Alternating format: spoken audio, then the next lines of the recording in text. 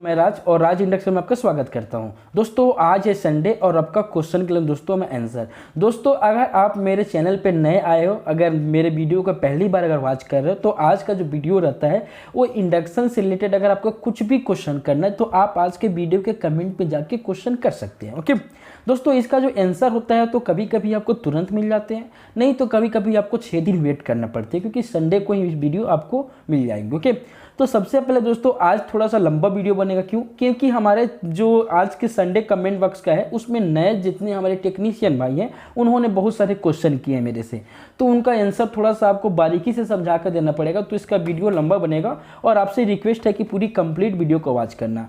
तो दोस्तों पहली बार मेरे पास एक क्वेश्चन आ रहा है कि एक प्रेस्टीज के PIC 3.1 V3 में IGBT शॉर्ट है, उसे निकालकर बोर्ड में एक गेट पॉइंट पर वोल्ट चेक करने के लिए बोर्ड को सप्लाई सीरीज में देनी होती है या कॉइल के एक पॉइंट हटा के बिना सीरीज के।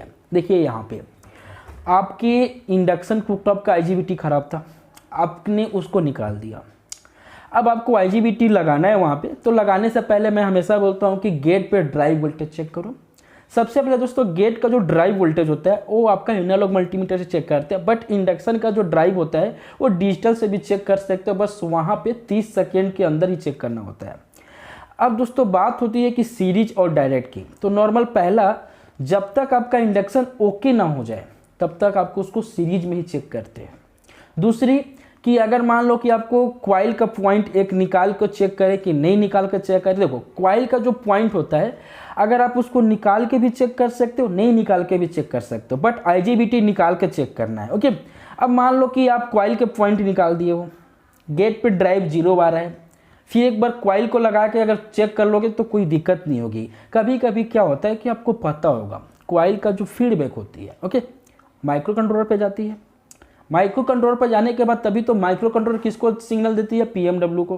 तो कभी कभी मान लो आप कॉइल का पॉइंट खोलोगे तो कोई फीडबैक नहीं जाएगा, तो कभी कभी IC अगर मान लो समझ लो पल्स अगर जनरेट करती है नहीं करेगी तो कंफ्यूज होगे, तो थोड़ा सा आप कॉइल को लगा के ही चेक कर सकते हो, कोई इश्यू नहीं है। ओके फिर दोस्तों दूसरी क्वेश्चन की तरफ बढ़ते हैं।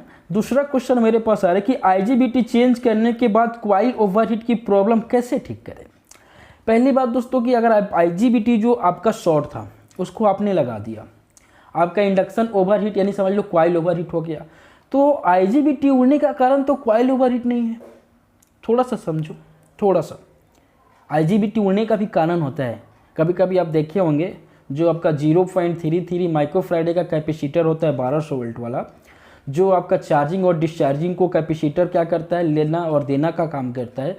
तो कैपेसिटर किसी PCB में लीक होता है तो IGBT तुरंत टूटता है। तो इसका कारण क्या रहता है, कैपेसिटर।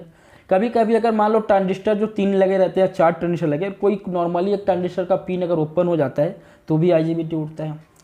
तो ऐसा क्या होता है दोस्तों कि कहीं आपका कॉइल पहले से ओवरहीट हो, उसके बाद अगर मान लो आप IGBT खराब हो गया फिर लगा रहे हो तो आप कॉइल के देखे करो। ऐसा नहीं होता है कॉइल आपका जैसे IGBT लगा दिए तो कॉइल जल्दी ओवरहीट हो जाए, बहुत कम होता है। ओवरहीट के लिए आप एम्पियर को चेक करो।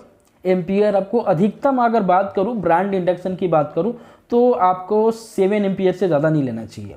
अगर नॉर्मल आपका इंडक्शन कुकटॉप ब्रांड का नहीं है तो उसको 5 एम्पियर तक करो।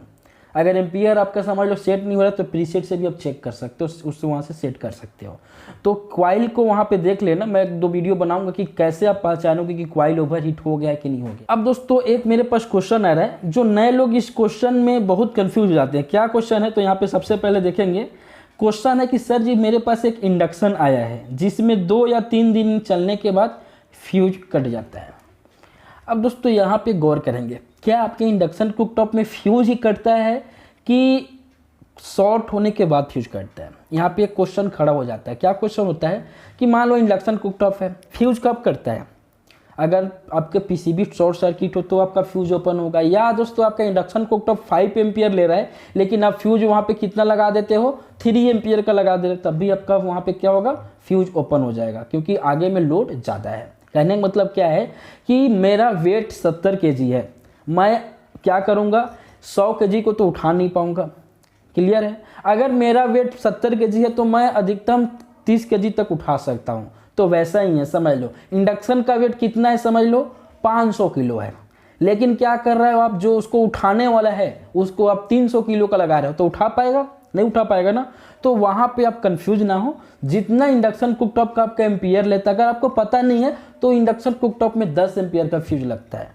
अब यहाँ पे मान लो और क्वेश्चन उठेगा कि सर मेरे पास फ्यूज ही नहीं है, मैं तो कभी कभी रिपेयर करता हूँ। तो देखो, एक वायर ले लिया करो मल्टी स्टैंड का, 1 mm का हो, 2 mm का हो। अब वायर को छीलो, ऊपर का जो इंसुलेशन होता है उसको हटाओ, उसके बाद में उसमें से बहुत सारे अलग अलग निकलते हैं, उसका एक ही पॉइंट को, ये नहीं पूरा, एक पॉइंट को लगा दो, वो आपका बन जाता है 10 एम्पियर का। तो आपका ऐसा प्रॉब्लम नहीं आएगा। ओके, एक क्वेश्चन आ रहा है, फोकस करेंगे। राज भाई, केन स्टार के गैलेक्सी मॉडल के इसमें मिल्क मोड का प्रॉब्लम है, सब करके देख लिया हूँ, प्रॉब्लम सॉल्व नहीं हो रहा है, प्लीज़ बताइए। सब करके देख लिया हूँ, तो क्या क्या आप देखे होंगे, आपको मैं बताता हूँ। प्रीसेट को तो सबसे पहले सब कोई फोकस करता है, प्रीसेट के बाद में कॉइल के इनपुट और कॉइल के फीडबैक को सब कोई फोकस करता है। उसके बाद दोस्तों आपको एक बता रहा हूँ, कभी कभी अगर आपका पावर सॉकेट लूज होगा, ये तो आसान है, वो भी आप करके देख लियो। मेन लीड वायर को भी आप चेक कर लियो, क्योंकि मेन लीड वायर कभी कभी कमज़ोर हो जाने से पता नहीं चलता है, जैसे लोड होता है तो कोई इंडक्शन डेड हो जाता है, नहीं तो कोई गर्म होता है, छोड़ देता है, गर्म होता है। एक दो प्रॉब्लम मेरे पास आया था। ओके, अब मान लो एसएमडी पैकेज में आपका इंडक्शन है, तो आजकल क्या हो रहा है कि जो बहुत सारे इंडक्शन है, जैसे हाई वोल्टेज आता है, लो वोल्टेज होता है, दोनों का एरर कोड नहीं होते। अगर किसी इंडक्शन में हाई वोल्टेज का फीडबैक का रेजिस्टेंस ओपन हो जाए, लो वोल्टेज का फीडबैक का रेजिस्टेंस ओपन हो जाए, तो आपका मिल्क मोड में चल देता है। तो आप इतना नोट किए करो कि वहाँ पे हाई वोल्टेज और लो वोल्टेज का आपको पता होगा कि लो वोल्टेज हमेशा 3 वोल्ट यानी 2.5 से लेके 3.5 रहता है, और हाई वोल्टेज 1 लेके 1.5 रहता है। इसको आप यहाँ पे क्लियर कर लेना। ओके, अगर उसके बाद भी नहीं होता है तो माइक्रो कंट्रोलर ऐसे का भी खराब होने की चांस होती है। मेरे पास एक क्वेश्चन आ रहा है कि सर एक इंडक्शन पर मॉड्यूल लगाया था जिसमें 18 वोल्ट सप्लाई देने से ब्लिंकिंग हो रहा है। देखो, सबसे पहले क्या होता है, जब भी आप इंडक्शन कुकटॉप का मॉड्यूल को लगाते हो, मॉड्यूल लगाने का मतलब क्या होता है कि अगर आपसे पावर सप्लाई रिपेयर ना हो, या क्या होता है एसएम जो ट्रांसफार्मर होती है वो ना मिलो, या वाइपर के जगह पे दूसरा कोई नंबर का ऐसी लग जाता है वो ना मिले, तो इसके कारण हम मॉड्यूल को लगाते हैं। ठीक है, अब मॉड्यूल लगाने का कारण यही होता है। अब मान लो बहुत कोई क्या करता है, रिपेयर करता है पावर सप्लाई, लेकिन रिपेयर नहीं होता है। क्यों नहीं होता है? कभी कभी क्या होता है कि मान लो 2 सप्लाई आउट कर रहा है, यहाँ से समझने की कोशिश करना, ये हमारा 2 सप्लाई हुआ, ये 18 वोल्ट, ये 9 वोल्ट, ये आउट कर रहा है, और ये दोनों में जाना है, ये 9 में 9 मिलेगा और 18 में 18 मिलेगा। तो मिलेगा तभी तो वो यहाँ पे काम करेगा। अगर ये जा रहा है लेकिन ये मिल नहीं पा रहा है, ओके, ये है नहीं, तो क्या होगा दोस्तों, आपका पावर सप्लाई समझ लो रिपेयर ही नहीं हो पाएगा, वो सर्किट पूरा ही नहीं हो पाएगा। ये नहीं होने का कारण क्या है, ये मैं क्या करता हूँ, 9 और 18 का ऐसे शॉर्ट करूँगा तो सप्लाई जाएगा तो शॉर्ट करेगा ना आपका, तो उसके नाम से कभी कभी हर किसी से रिपेयर नहीं हो पाता। तो आपको जब भी ऐसा प्रॉब्लम होता है तो 18 वोल्ट को जहाँ से आउट होता है पीएमडब्ल्यू सेक्शन को चेक कर लिया करो। कभी कभी पीएमडब्ल्यू सेक्शन का ट्रांजिस्टर खराब हो जाता है, तो रिपेयर करने से पहले 18 वोल्ट सप्लाई जो पीएमडब्ल्यू सेक्शन की तरफ जाता है, ये मेरा पीएमडब्ल्यू सेक्शन हो गया, ये इधर से इन हो जा रहा है, इसमें इन हो रहा है। तो हम क्या करेंगे, पीएमडब्ल्यू सेक्शन का जो भी, मान लो कि ये हमारा पीएमडब्ल्यू सेक्शन में जाने के पहले यहाँ पे एक जंपर लग गया या फ्यूजेबल रेजिस्टेंस लग गया क्वार्टर वाट में, तो मैं इसको हटा दूंगा तो सप्लाई नहीं जाएगा। अब सप्लाई नहीं जाएगा तो क्या होगा दोस्तों, आपका पता चल जाएगा कि 18 वोल्ट बन रहा है कि नहीं बन रहा है। वैसे आप बना सकते हो। मॉड्यूल लगाने का कारण यही होता है कि मॉड्यूल बहुत कोई लगाने के लगा देता है, लेकिन उनको पता नहीं कि मॉड्यूल क्यों लगा। पहले आप कन्फर्म करो कि हम मॉड्यूल क्यों लगा रहे हैं।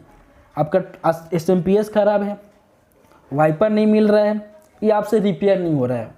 ये दोनों अगर मान लो एसएम ट्रांसफार्मर खराब है, वाइपर नहीं मिल रहा है, तो मॉड्यूल वहाँ सक्सेसफुल हो जाएगा। अगर रिपेयर नहीं हो रहा है तो वहाँ पे लगा रहे हो तो मुश्किल जाएगा। तो पहले कारण ढूंढो उसमें रिपेयर क्यों नहीं हो रहा है। जब तक किसी के पीछे नहीं पड़ोगे तब तक वो आपके बस में नहीं आएगा। तो पहले पीछे पढ़ना शुरू करो। फोकस करना है कि मेरे पास इतना ही क्वेश्चन था। अभी आपको बताना चाहता हूँ कि जितने सारे लोग नए आते हैं उन लोग पहले से ही डर जाते हैं। तो दोस्तों डर क्यों जाते हैं, आप डरो मत। काम करो, डरोगे तो काम नहीं हो पाएगा। इतना कोशिश करो कि डर के आगे जीत होती है, तो डर के काम करोगे तो हार जाओगे, लेकिन वहाँ पे आप कोशिश करो रिपेयर करने का। तो दोस्तों इतना ही सारे क्वेश्चन थे मेरे पास। अगर दोस्तों आपका भी अगर क्वेश्चन छूट गया होगा तो मेरे को कमेंट में बताना, हो सकता है लाइव जब आऊँगा मैं तो आपका क्वेश्चन मैं उस समय पढ़ दूंगा। दोस्तों अगर आपको वीडियो अच्छी लगती होगी, कुछ इंडक्शन के बारे में सीखने के लिए मिलता होगा, तो प्लीज़ दोस्तों वीडियो को लाइक करें और मेरे चैनल पर अगर नहीं आते हो तो जरूर सब्सक्राइब करें। थैंक्स फॉर वीडियो देखने के लिए दोस्तों।